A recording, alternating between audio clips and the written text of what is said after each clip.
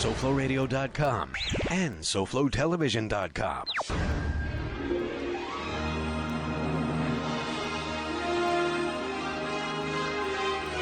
Since the dawn of civilization, the elusive quest in pursuit of the perfect drink continues to evolve.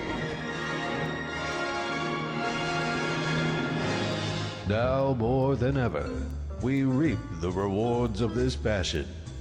The perfect vintage, the finest brew, or a spirit of optimum age in class. And now, SoFloRadio.com invites you to discover the wonderful world of booze. By the glass.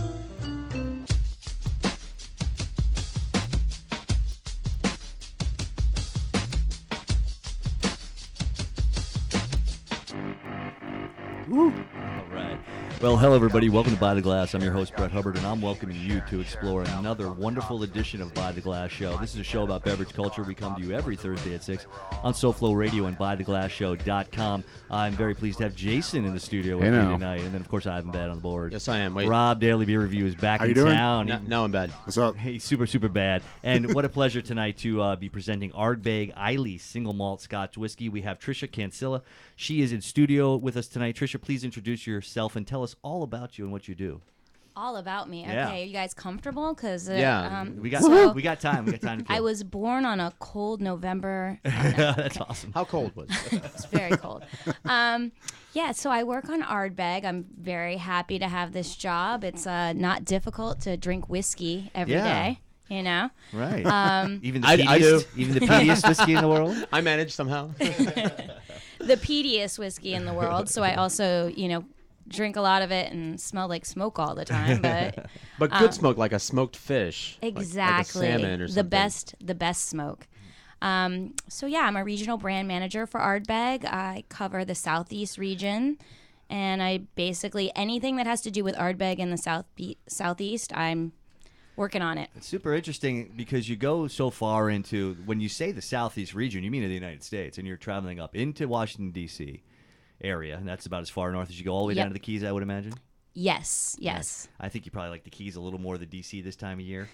This time of year, for sure. Yeah, well, that's why we got you in studio, and I do want to thank you so much for coming in. I know you're super busy, and definitely we're going to get into all the different wonderful scotches you have here tonight. How soon are we going to do that? We can probably pop the first Salivating. one Can we? right now. What we're going to do, though, and I'm very excited to have Mr. David Blackmore calling in, and he is the brand ambassador for the world for Ardbeg and Glenmorangie as well. Yes. Okay, and also the fact that he is just a master. They say that he can tell the different whiskeys around the Islay from just one sniff. That is Throughout amazing. all of Scotland, for Well, that matter. I just smelled this, and yeah, there's quite a good aroma coming from it. Yeah, but you got to compare it to the one right at the I want next to practice distillery. that skill. And that's amazing. And I know because I've been drinking for many years. I'd like to call it more of an educated drinking, where I've been smelling and tasting different things. And I know that it's tough to be able to do that. So he's just one of the masters the world has to offer, correct? He really is, yeah. That's actually in his title, which he much enjoys pointing out to us all the time. Wow. Yeah. He likes that to point great? it out to you Yes, guys for all the sure. time. Yes. He's quite a character, I would imagine. Like a scotch drinking lady.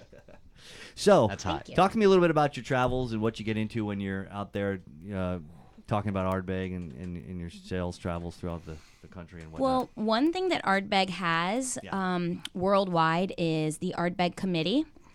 It's a membership that people can join and get updated on Ardbeg. Ardbeg really has a cult-like following. So a lot of what I do in my travels is set up events for the committee. Okay. And we'll invite committee members to come. Maybe we'll have a special release for them to taste. We'll always have something interesting and entertaining going on. It's just really a great crowd of people to engage with. So I do a lot of that. And then, a little bit of your standard whiskey dinners, that type of thing. Oh, those sound so interesting. Talk to me about whiskey dinners. Now, I've done tons of wine dinners and I do beer dinners constantly, but I don't really get to work in spirits anymore. I used to sell spirits years ago, about 10 years ago it's been. But how would you set up a whiskey dinner? What would be some of the different foods that you would use to balance the whiskey or to complement or to cut through the different flavors and that type of thing? Well, the nice thing about whiskey is because it's so strong, you can go with really, really Powerful. powerful food. Like a good yeah. mutton? A good mutton? No, I'm just kidding. You know what I mutton is? mean? Like goat. No, but- steaks and things like that, Yeah. that maybe a wine is too Right, that won't too cut fresh through. for. Yeah, Yeah. so you can This do a will lot cut of through smoke- anything. Let me It tell you really that. will. I could see this with definitely. While I was talking, I was I don't- kidding I about don't- mutton, but lamb is a very flavorful. Maybe not barbecue or something that's all smoky. Or- Would this go but with meats good with like- It smoky actually stuff? does really well with barbecue. Oh, okay. I was just yeah, curious. It really does. You know what I would say, like a duck confit sausage or something. That definitely they have a lot of mouthfeel to them, and they also have a lot of big, strong flavor with the aggressive flavors that these scotches are going to basically cut right through and also enhance as well. Correct? Exactly. Great with cheeses and some big- different things like that. Yeah, Gorgonzolas and blue cheeses and those types of things. absolutely. Also, some creamy cheeses because the peat tends to have a bit of acidity in it. I noticed that they and I know we can talk to David a little bit more about the specifics, but they call it a phenolic parts per million, and this Yes. one rates very high. It actually rates the highest Yeah. in phenol. So basically, when you go to Isla, Mm-hmm. there is one area where all the malt is peated, and so all the different distilleries, put in their order per se, Mm-hmm. and the Ardbeg order is the most peated. And actually, as they're peating the malt, they're basically burning the peat, and then they have these huge fans that blow in the smoke. You can As- taste it. Yes, you really can. So for Ardbeg, the 10-year-old that we're going to start with is about 55 parts per million. And to give you an idea, Glenmorangie is, they say, around 2 parts per Right. million. And they only say that because you can't technically say that it's not peated because peat might have got in there somewhere. But that's Sneaky it's- Pete. Yeah, but that's the guy. big difference. So Glenmorangie is a Highland Scotch, correct? It is a Highland Scotch. And Highland Scotches tend to be a little bit on the maltier side, not so much peat, correct? Exactly. That's and, the style. And Scotches in general, and they differ from whiskeys in America, let's say, because of the mash bill. Are they 100% barley used? Do you know? Scottish barley. Scottish barley? Yep. Okay, so it's 100%. Whereas in America, we use corn. Exactly. Or in Canada, we use a little more rye, that type of thing, to make the malt bill up. The whiskey. Yeah, to make the malt bill. That we might distill it. maybe that's why it's a little sweeter, like Tennessee whiskey or whatever. Yeah, no, because they use corn Corn, in it. yeah. Yeah, bourbons and those types of things. And Tennessee sour mashes, they use corn. You can tell. And, it's funny because I didn't realize until we started drinking moonshine. We had a lot of moonshine on this show. Oh wow, where Yeah. was I? Exactly, right? So, but out of the 3 or 4 different times we've had people bring in moonshine, I started really tasting the corn. And what was kind of weird about it? I drank a Coors Light the other day just for the hell of it, and I tasted the corn in it. Was that why? Because it was that it high it has fructose corn corn. syrup? It has corn mash in it, Ah. just like whiskey does, just like bourbon does. You'll start to notice the nuances of the sweetness of corn in whiskeys. And the thing about Scotch is that they have none of that business. It is just straight up barley. Peat. And it gives you it's not all peat. It's barley, and it's 100% barley, correct? And Correct. that's what gives you a very distinct flavor. It does. And we get sweetness from other things, so Yeah. you'll find as we go through this, a lot of what we do is using different barrels to age it, Right. and that'll impart different I see flavors. here that you guys use definitely bourbon barrels Yes. and sherry as well. yes. So the 10-year-old that we'll start with is ex-bourbon barrels. Okay. Trisha, we started. Oh, sorry. While you're talking, I'm a little behind. That's all right. Now you're right on We only have an hour. I spent a good 5 Ex-bourbon minutes barrels. sniffing it. And so then when we get into the Ugadal, that one's going to be about 40% ex-Oloroso sherry barrels. Okay. And 60% ex-bourbon. And then when we get into the Coivrecken, it'll be about 30% new French oak and the rest ex-bourbon. And then when we get to the Ardbeg, our limited edition for last year, it'll be ex-Manzanilla sherry. So we're gonna- Manzanilla. yeah. Fantastic. So I'll give you a little bit of history. The Ardbeg Distillery was and had been producing whiskey since 1798. They began commercial production in 1815. And they used to produce blended whiskey back in the day. 1886, they produced 300,000 gallons, and over 60% of the community worked for them at that time. That's pretty amazing. Damn. Think about it. They drank. I mean, it must be pretty shitty in Scotland. You know, everybody's drinking scotch all day long. I'm just kidding. I'm just joking around. But the production was halted in 1981, and then it took all the way till the 90s for things to kind of change. And that's kind of where you guys came into the picture with the new Ardbeg, the new regime, as they like to call it. Exactly. Talk to me a little bit about that, if you don't mind. Well, the new regime, basically the Glenmorangie Company came in. So the two brands are affiliated. And it's such a great whiskey, and it was just such a shame to just see it sitting there not producing any whiskey. So went back in and just started cranking out the whiskey again. And our master distiller, he's like our master whiskey creator. He's an absolute genius. Wins awards every year for creativity. He oversees both Glenmorangie and Ardbeg, and he really has done a lot to really bring Ardbeg to where it is today.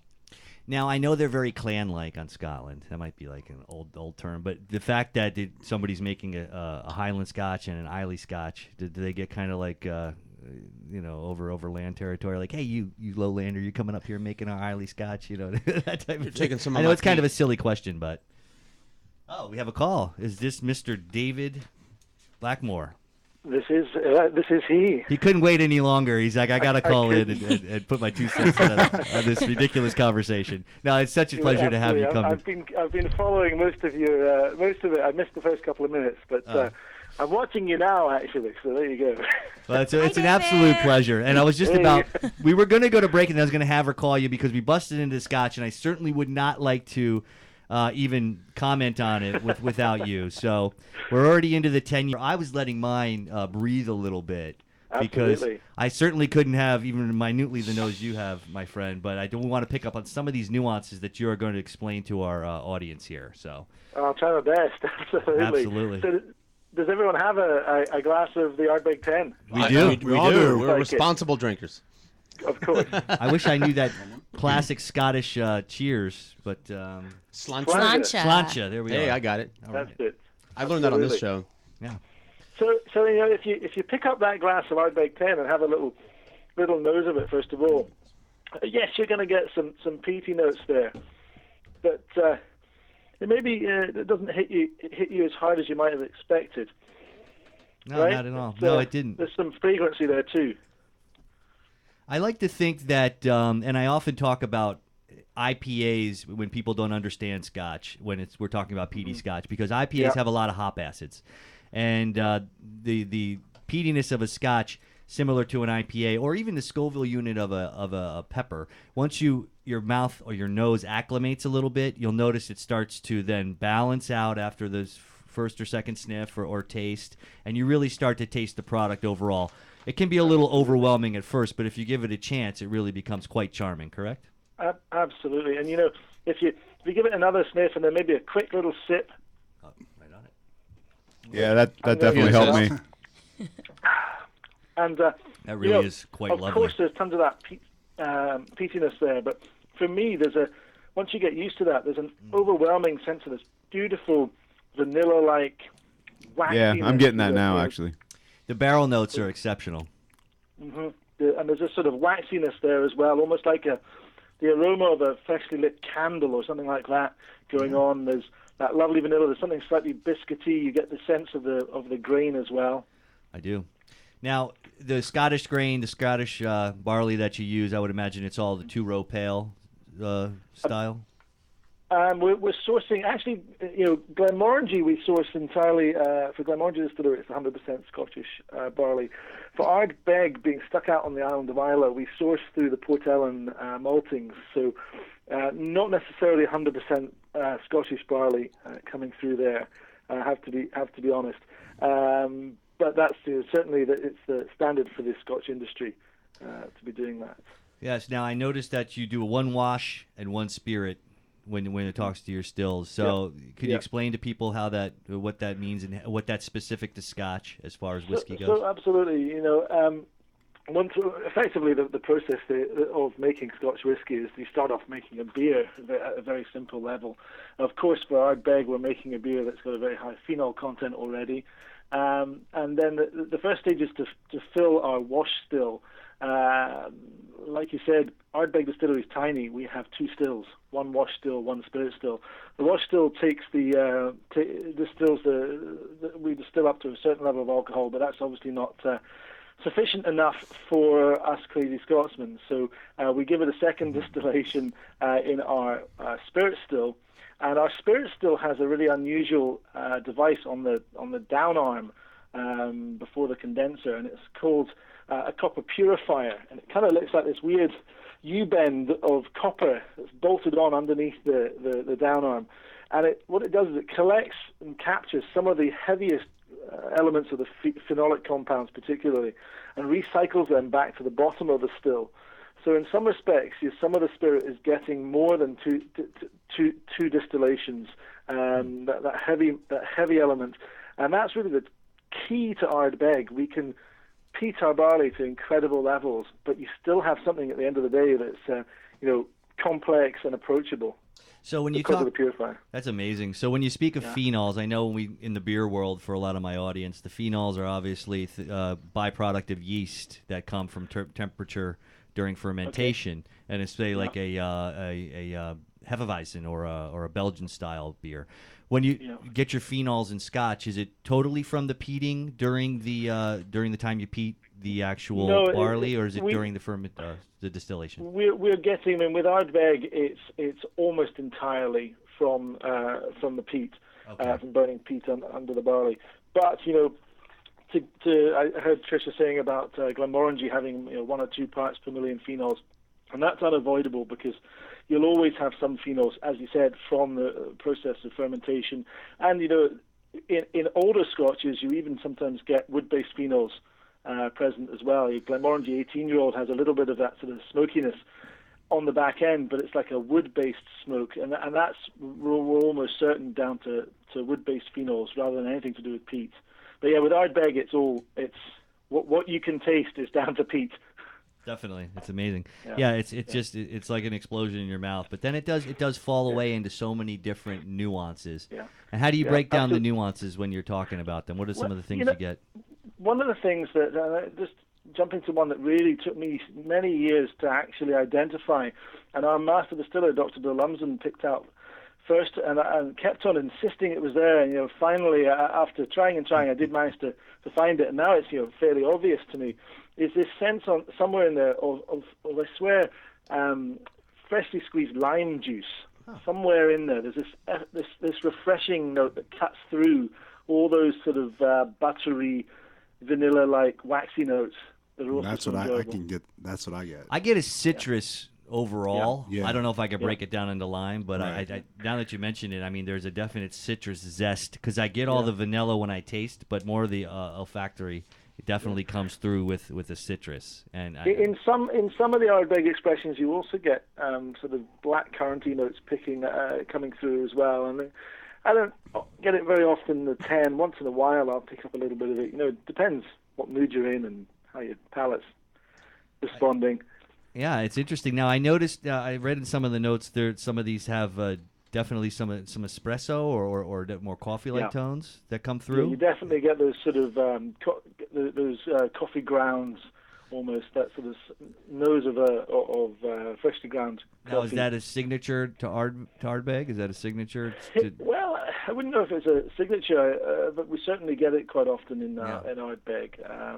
Wouldn't jump out as one of the most prominent things for me, but really for that says it all for me. Is that Ardbeg, the signature is that it's very peaty but complex. There's a whole load going on in each Ardbeg expression has an incredible complexity.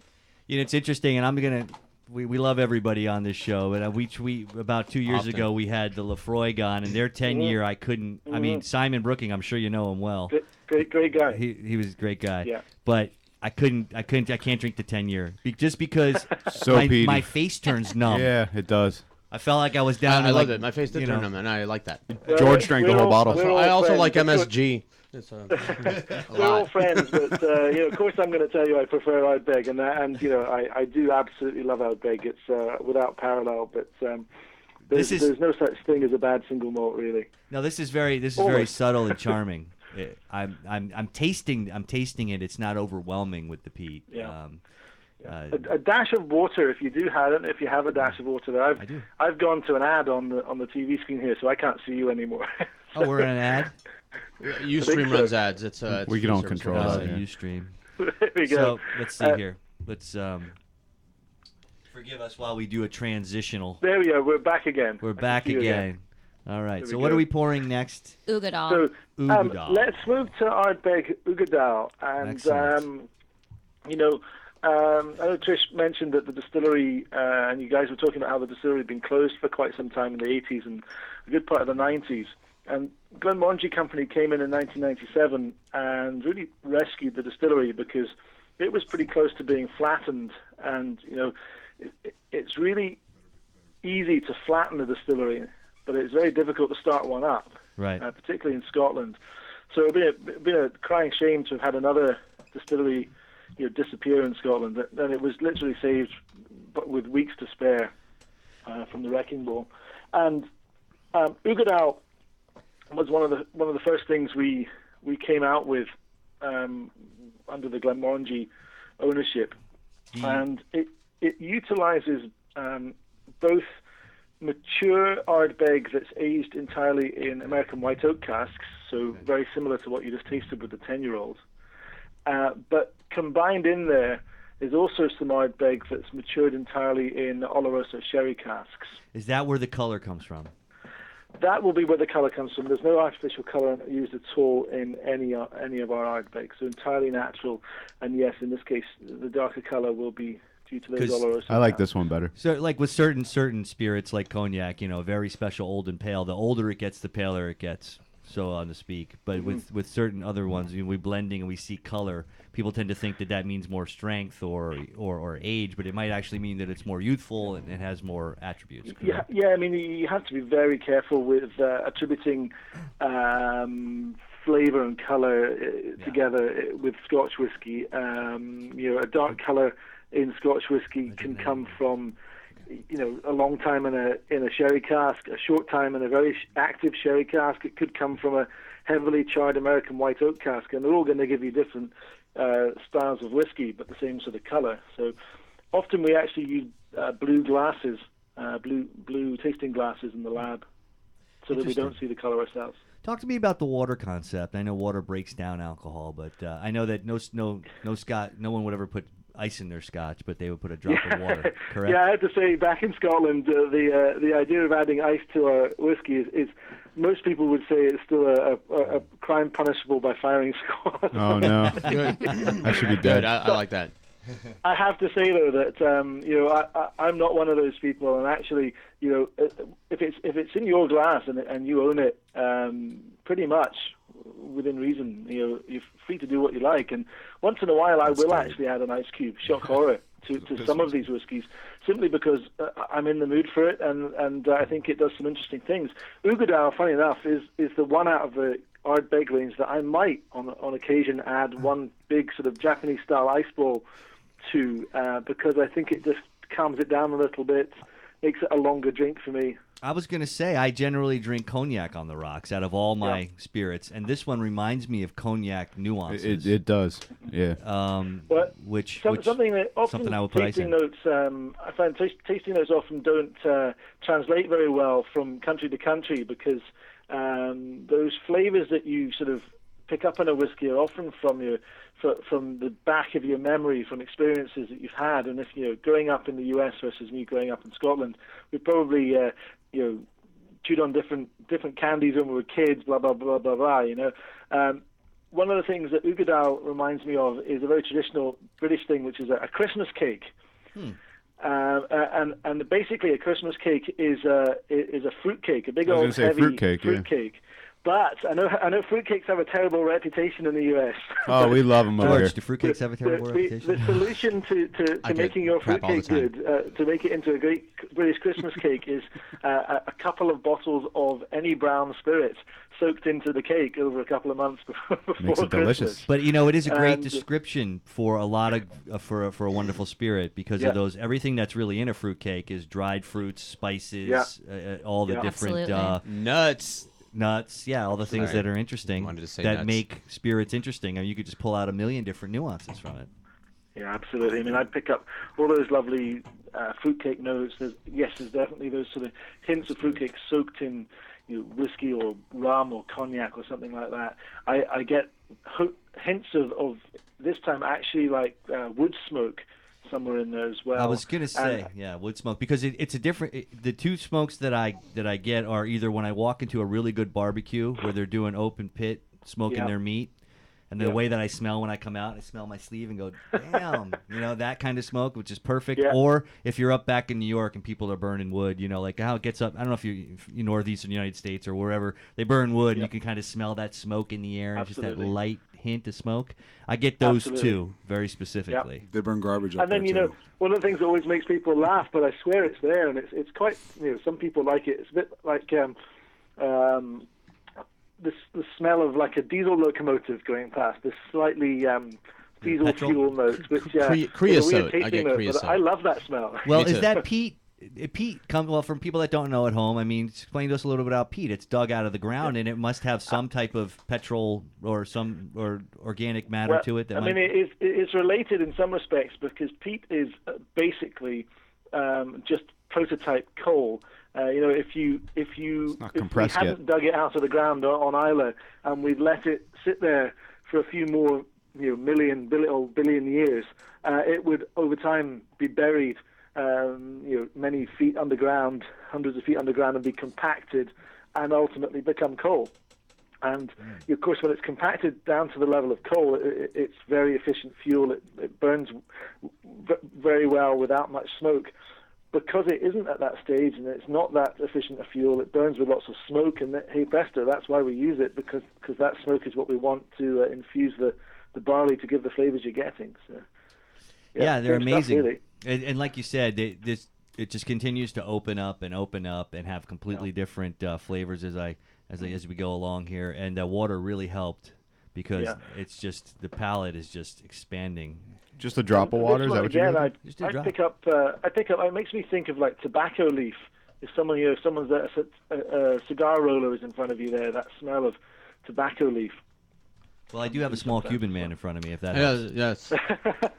My other name is Maduro Leaf Wrapper. My Hobbit name.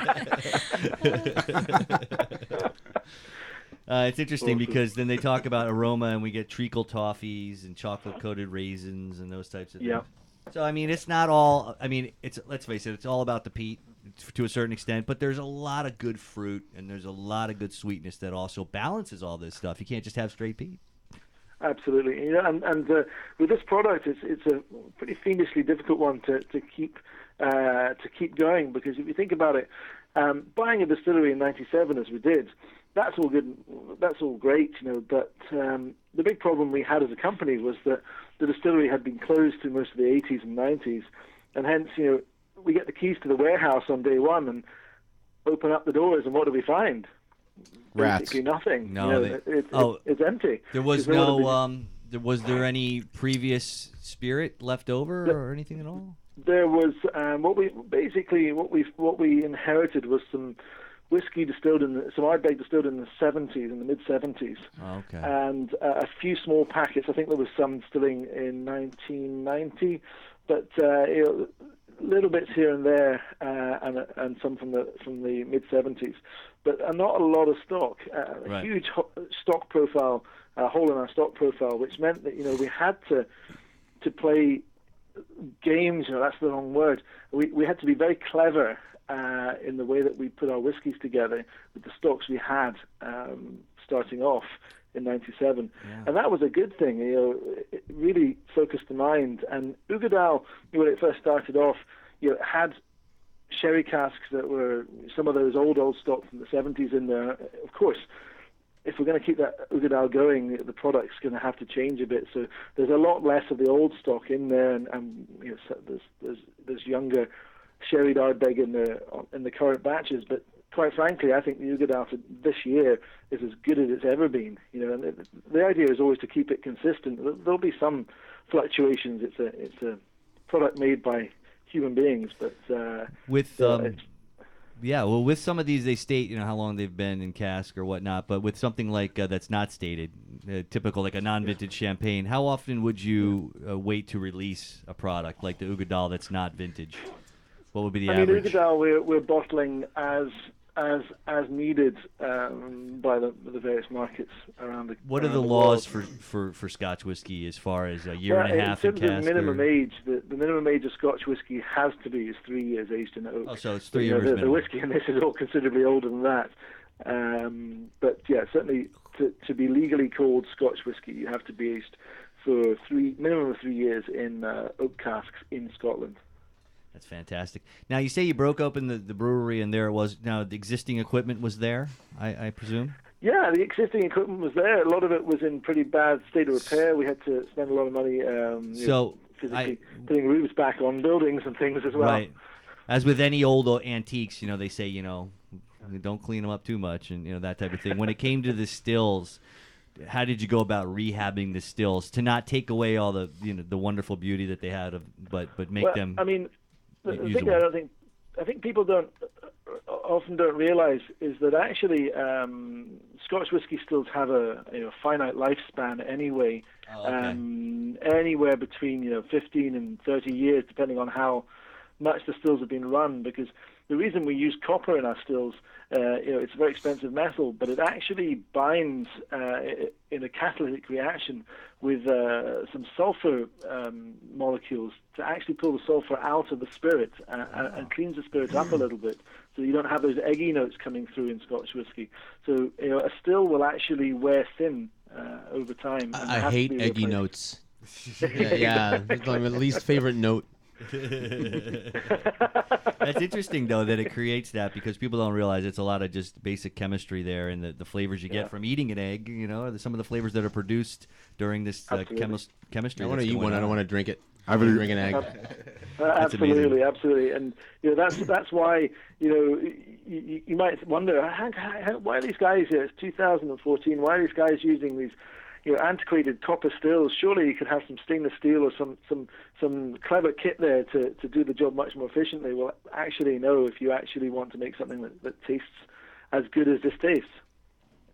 Yeah, I would imagine that it's very, very important to have the correct metals involved. And so when you produce it and then you age it, do you keep all the racked barrels in one warehouse, or do you have somewhere separate to keep those? I mean, is there one production facility and then you have, producing, how much do you normally produce? We've got a range of warehouses at the distillery, and we've worked very hard over the last couple of years so that we're actually now maturing all Ardbeg on site at the distillery. So whether it makes a difference or not, there's no scientific conclusion either way on that. But it would be kind of sad to mature it somewhere else and then find out 15, 20 years down the line that it does make a difference. Yeah, well, you're keeping watch on it. It's your baby. You got to take care of it, and you don't want it to be out of the house. But I do know that that's an issue with other distilleries and whatnot. Yeah. Okay, so I guess we're moving on here. We're going to get into the third one. By the way, that Ugadal was just absolutely amazing. Changed my perception on PD Scotch altogether. I'm drinking seconds. Did you see the percentage of alcohol on that one, Brett? No, I did not. 54. Wait till you see the one on the next one. Talk to me a little bit. It's a little bit more. A little more. A little bit more. So generally when we see most people in America, they don't know. They think every spirit they buy is 40% alcohol. I'm drinking that after the show, right? No, you are. So that's a George cup. Yeah. You're the man. How does that change with Scotch whiskey and all these have different alcohol levels? Is that where you guys? That's called blending. Is that you guys wizarding in the lab, saying what you want? Basically we could bottle Ardbeg at any strength we wanted as long as it was 40% ABV, because that again is a legal requirement for Scotch whiskey. There's an interesting kind of threshold at around about 46% ABV.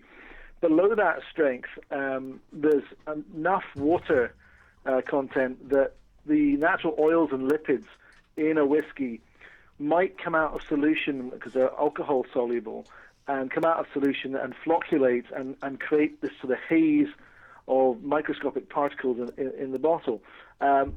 So any whiskey that's bottled below 46% alcohol is by and large chill filtered, and that's a mechanical process to cool the whiskey, to force it to haze, and then to strip that haze out so that you can bottle it below 46%, and the whiskey will stay nice and clear and sparkling. Okay, that's a chill hill. So we're leaving all our Ardbegs above that 46% threshold, and some of them considerably above it. And the process is simply not adding water at bottling. Yes, the alcohol strength of a cask of whiskey in Scotland does drop over time, but very rarely would you get a situation where a cask has dropped below 40 naturally. Well, it has happened. Right. Well, I mean, you guys don't blend and you don't do some Solera method. So do you pop the casks open and see what the angel share is every so often, or how does that work? We're certainly with our there's a plenty of sampling. No, certainly with our very oldest casks in the warehouse, if we are concerned that their strength is getting a bit close to 40%, we will monitor them fairly rigorously, because you can imagine for the whiskey geek like me, and also for some of my bosses who are the finance guys, if you have a bottle, let's say, imagine you had a cask of whiskey that was approaching its 40th birthday. I imagine that all the time. There you go. Yeah. And imagine in the shower. The dream turned into a nightmare because you discovered that it had dropped below 40% ABV, and therefore is not legally Scotch anymore, and you can't sell it, and you can't do anything. Well, you can drink it. Just drink it. Drink it, yeah. I could do You that. wouldn't be able to blend it with some. Oh, they don't blend. Right? No, they want to That drink it, tends to Jason. make some of the commercial guys upset. So we do have to be careful there. Interestingly, you guys in the U.S., certainly in Tennessee and Kentucky, the climate's very different, and by and large, American whiskey actually increases in alcohol content during maturation, so you don't have that problem here. Yeah, that is true. That is true. Now, Jason was saying, you can't blend it, of course, and explain to everybody that doesn't know at home, the aspect of what a single malting is and how it differs, please. So a single malt Scotch whiskey, we can take each word. Single is just a guarantee that every drop of whiskey in the bottle has been made by the distillery whose name is on that bottle. The word malt is a guarantee that we're using what we in Scotland would refer to as the Rolls-Royce of grains for distilling, and that's germinated or malted barley. Scotch, obviously, guarantee that it's distilled in Scotland and matured in oak for at least 3 years, and whiskey is just a generic term for a distilled spirit aged in oak, I suppose. So compare that to a blended Scotch, and a blended Scotch relies upon the inclusion of usually a handful of different single malts added to something else, which is a whole different category of Scotch whiskey, which is grain Scotch whiskey. And grain Scotch whiskey is distilled from, it can be any grain pretty much, and usually whatever grain's cheapest on the market, on the international markets. And crucially, it's usually not distilled in a copper pot still. It's usually some form of continuous distillation column. So what you make is much cheaper whiskey when you're making grain Scotch, but it has a usually less prominent flavor profile. And the theory of blending is that the grain Scotch forms a sort of base and a body for your blended Scotch, and the various top notes of single malts give the character, and hopefully you can produce all that to a price point that's maybe a bit more affordable than a single malt. Very, very interesting. And some of the first and the most notable blended scotches were basically people that were producers that took many different singles and basically started that whole process, correct, back in the day, hundreds of years ago? Yeah, I mean, the Scotch whiskey industry, single malt whiskey as well, has a lot to thank those early blenders, guys like John Walker, Andrew Usher, John Dewar, because without even to this day the business that's generated from the blended Scotch industry around the world, most single malt distilleries, lights would have turned off and many decades ago. We just wouldn't have all these single malts around. Created an industry, huh? That's yeah, absolutely. It fantastic. became a palatable, reliable, good quality product that could be exported around the world. And here's to blended Scotch. I still maintain once you've passed over to the world of single malt, it's hard to go back. But I still thank the blended Scotch industry every day. There you And go. I think it's important to note that the single malt category is only about 8% of the total production of Scotch whiskey. Really? Yeah. Yeah, it's amazing. Yeah. That's interesting. Why? So- That would make it more expensive. So this Exactly. third one here, Trisha pronounces it so well. Why don't you tell Quaverekin. Quaverekin, all right. It's a whirlpool. Tell the whirlpool story, David. Shall I? Okay. I like it. I want to hear a Whirlpool. story. Well, Whirlpool. shall I tell the Whirlpool story? It's actually the word Corryvreckan is a Gaelic word that means a cauldron of the speckled sea. Ooh. Believe it or not. And it's the name of a naturally occurring whirlpool between the coasts of the island of Islay and the neighbouring island of Jura. And it is actually something that exists. It's not there all the time, but at certain tide states, there's a sort of piece of rock that sticks up from the bottom of the ocean, and the sea rushes past it because there's a big difference in the tide states from the open sea to the bay, and the water gets caught on this piece of rock and swirls around, and you get this incredible whirlpool, second biggest naturally occurring whirlpool in the world. And you can, if you go to Islay, there's a company called Sea Faries that'll take you out on rigid inflatable speedboats. And boy. if you get the timing right, you can actually go right over the top and through the Corryvreckan whirlpool. But I'm way too That sissy to sounds do that. pretty ballsy. Way too smart. Way too smart. It's more No, like it. now I know what I'm doing my next trip fun. over. Right? I'm in. How much scotch do you have to drink before you're on that thing? It's not Yeah, fun unless you can They serve die. it on the boat. A lot. Let's go, Trish. You, me, and you. I'm in, I'm in. And just enough so you don't feel anything, and not enough so you can still hopefully hold on. Well, yet again, this We'll just drink a lot of scotch. That'll get our this courage third up. offering is completely different and unto itself. Yes. I get a lot more floral perfuminess personally off of this one. I don't know. Are you getting any sort of peppery, spicy notes on the back end? Have you tasted it yet? Yeah, I definitely. Yeah. Well, Yeah. right off the bat, I mean, Few it has a times. more aggressive flavor profile, and then the spice definitely comes on the back end.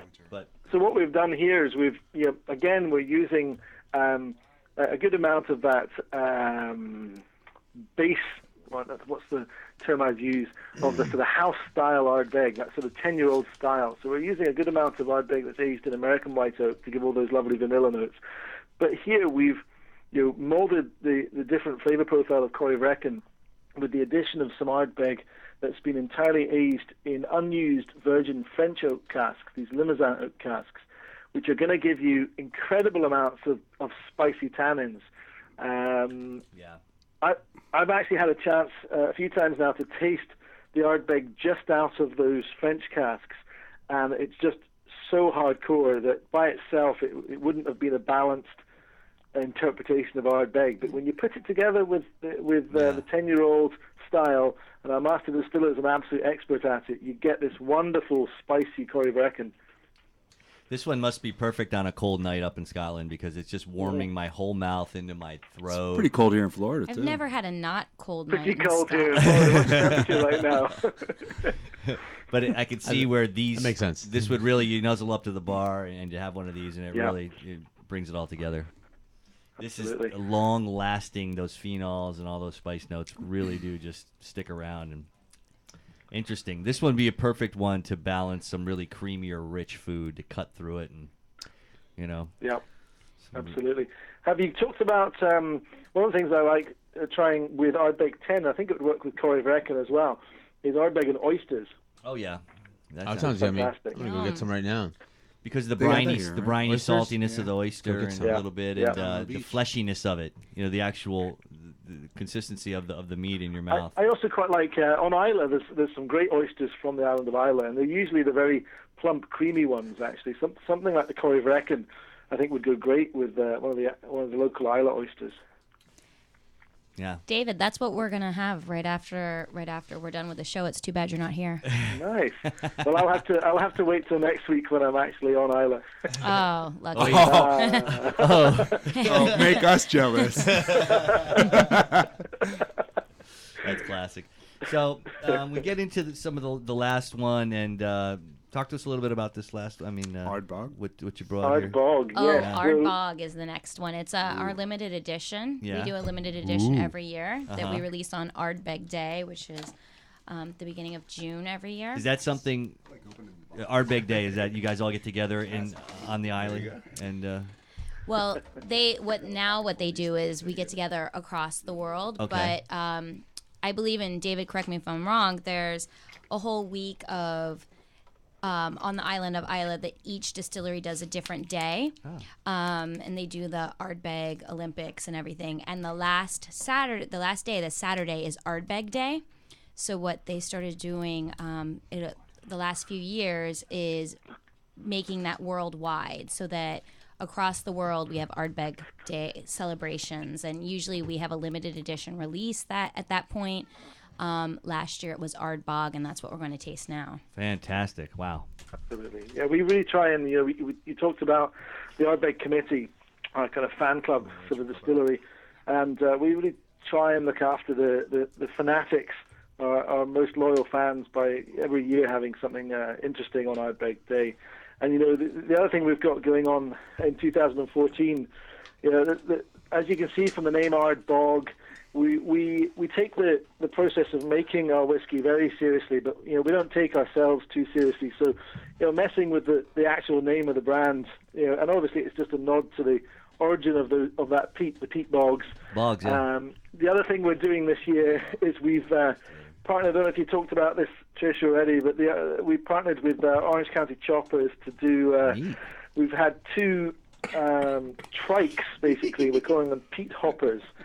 Custom Ardbeg peat hoppers that will be touring the U.S. all year. I saw that in the notes. What's that all about? I didn't get into that yet, but we will be having the peat hoppers here in Florida in November of this year. So look out for that. It's going to be fantastic. Hopefully I'll be able to get down to join you guys for that. So, two custom Orange County Chopper or peat hoppers touring the country, spreading the good word about Ardbeg. That's fantastic. And okay, so in the notes, the one thing that jumped out with this one was salt-crusted raisins. Am I correct about that? I get sort of it's almost like the Ugadal, but a little bit more savory. There's definitely I'm not sure about salt-crusted raisins. I get like cashew nuts or something like that. Okay.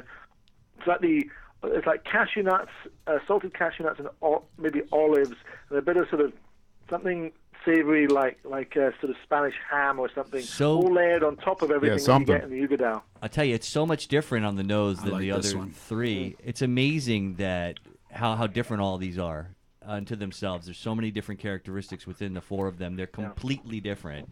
And I don't think that anyone who didn't sit down with us and go through this, like we've had the privilege to have David do here tonight on By the Glass, would understand the nuances that I've been picking up on all these four different scotches. It's been absolutely amazing.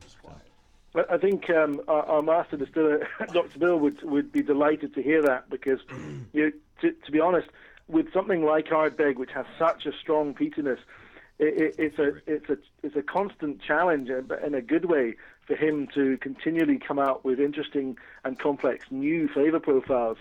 And the Ardbeg Committee certainly demand the very best, and we do try our best. We promise. Yeah. Well, I keep going. I hate to keep going back to beer, but people, understand that a little bit better. These IPAs, like I could try like 5 different IPAs, and they all are pretty similar. But these like peated scotches, you wouldn't think that they're all totally different. Totally different. Yeah. I mean, like amazingly different. And this one here, I just tasted it, is by far my favorite. This is amazing. How do you get this one to? What goes into this one other than a lot of love? So, with the Ugadal, we were using some Ardbeg that have been matured in Oloroso sherry casks. And here, effectively, what we've done is use a different type of sherry. So we're using Manzanilla sherry casks for some of the whiskey in Ardbeg. And again, there's a large proportion of American white oak aged Ardbeg. That's what brings in enough of the recognizable house style, and then we can we can change the final flavor profile with the addition of this, Manzanilla sherry cask matured packet of Ardbeg. It's just so much. It's really nice. The So nose smooth. falls off, but then there's the intensity of flavor that really comes in the 3/4 palate, and then it exists. It's not as much phenol, but it is more peat, and than the previous one that we just tried. Is that one 10 years old too? He said there's a minimum of 3 if they're not age specific, correct? Let me just clarify that slightly. Okay. The legal definition of Scotch is that it has to be at least 3 years. If there's no age statement on a bottle of Scotch, legally all we can make a claim to would be that the age has to be that minimum. Of course, in reality, the whiskey is much older than 3.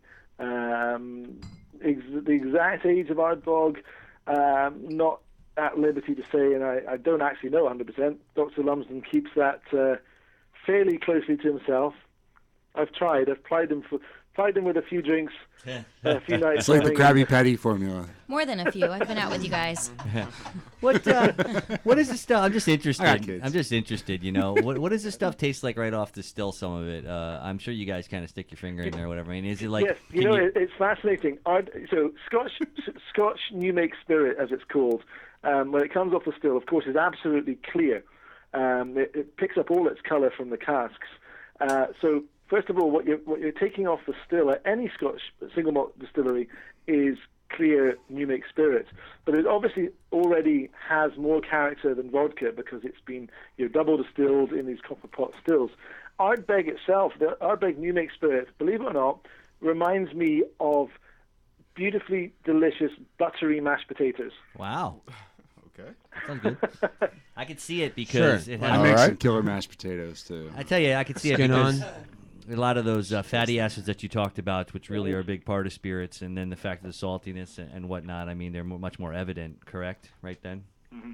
Yeah. So. Yeah, it's delicious in its own right. I mean, it's pretty strong stuff, so I don't recommend drinking it. It's a sort of dip your finger in it, and that's about as much as you need. I have one more question. Yes, go ahead. What about your stuff on the space station? Oh yeah, that's a good. There's Ardbeg in space. That's not coming back until later this year. So Really? yes, yes. Who's gonna get to Yeah. drink that, or is it just a test? The highest bidder. No, I'm just kidding. So, real quick, I don't know how long we've got, but basically what happened was that some guys who are members of the Ardbeg committee called us up on a Monday morning a couple of years back, and I thought it was a wind-up at first because they were saying, "Oh, we've got space on a rocket, Soyuz Russian rocket that's going up to the International Space Station. We'd like you to come and do an experiment with Ardbeg, and by the way, the launch date's 2 weeks from today." I just thought, like, which one of my friends is winding me up? Yeah. But it turns out it was genuine, and these guys who work for a company called NanoRacks specialize in putting high school and college science experiments up on the International Space Station. They'd had a cancellation, and they're all big Ardbeg fans, so they proposed this idea actually. What we've done is we've taken the Ardbeg New Make Spirit, the sort of the lovely mashed potato style Ardbeg New Make Spirit, and put it in little tiny vials with little shards of oak taken from our barrels, and we've sent it up in the space station. And these vials are almost like light sticks. Those light sticks. So the astronauts broke the central little piece of plastic so that the New Make and the wood would mix, and they shook them, and the experiment started. And it's been up there for a couple of years, and comes down later this year. And the idea is to see if the interaction of spirit and the oak wood does anything different in respect to the terpenes, the wood terpenes, under zero gravity. But who knows? Wow, that Very sounds cool. incredibly interesting. I can't thank you enough. You've been absolutely amazing, Mr. David Blackmore, Master Brand Ambassador for Glenmorangie Well done. and Ardbeg Scotch. Absolutely. Everybody a big round of applause. We want to Yay, include, David. we definitely want to, Trisha in that too, Miss Trisha Cancilla in that Oh, man. too. Oh, I'm sorry, I messed up her name.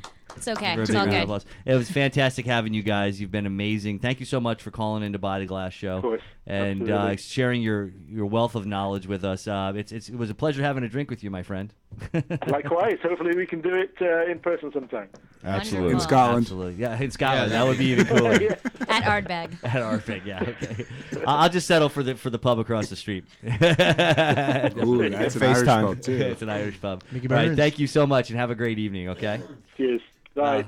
Fantastic. So Slancha. it's always an education on By the Glass. Absolutely. It really we is. were educated. And that was definitely top notch. And we can't thank you enough for coming in and making all this possible. Thank you for Folks, having let's me. say that we do all this. We love to do it responsibly. Please do not drink and drive. Do not overconsume. Do not drink under 21. And if you're pregnant, wait the 9 months. Your kid will thank you. Definitely want to have you back in sometime, Trisha, if you're ever Happy to come interested. I back. know that you handle the Moet and the Yeah, Chandon 15-minute interview went 45 minutes. and Hennessy and whatnot. So, Way to go, Brett. Hey, we haven't done a champagne show in a while. I know you handle Krug and whatnot. Yeah, we so, won a Moet show. Oh, yeah. I'll come in with And some the, fruit. and the Hennessy show. What? Absolutely. Just get with Hennessy. Ed. and Well, we'll I'm change- there. I'd like to thank Ed Roberts so much for making all this possible. Thank you, Definitely Eddie. like to thank Julia Brown for making all this possible. You want to throw out some plugs out there for everybody? Do you know, if Thank you, Websites Ardbeg. Artbag? There Do you you have go. like a Facebook that you want people to go to or a website to check it out? Or I mean, Ardbeg has Facebook, Instagram. it's all just artbag.com, Artbag on Facebook, Exactly. Artbag at Artbag. Google but it, do you'll go to find it. ardbeg.com and join the committee. You'll be We'll have really links on our happy. website, too. Yeah, that would be great because we we do definitely special events and you'll get invites to the events and Right. limited edition releases and everything. See So the rocket ship. the rocket ship has flown It's- off. oh. It's back in space. But and go to buydeglassshow.com and check out all these shows on archives. As we have almost 200 and some odd shows by now. They're I all would very imagine. educational. Educational. I learned a lot. You listen to us. Be They're drunk at the end. educational. They're educational. You'll either become educated or an alcoholic. And you can also either way. go to the SoFlo channel on Right. YouTube and put in and check for By the Glass Show, and this will be And up the other there. great shows on this. Of course, but I'm Yeah. just saying if you want to, Like see us. John Etch and the Sports Head's coming up at 8 o'clock. There you Absolutely. go, John Etch. Yeah, definitely. We want to check that Where out. is that 'cause dude? It's a big football weekend coming up with the playoffs, and we want to know exactly everything going on. Go out, get your Ardbeg, and cheer for the Saints. Drink up.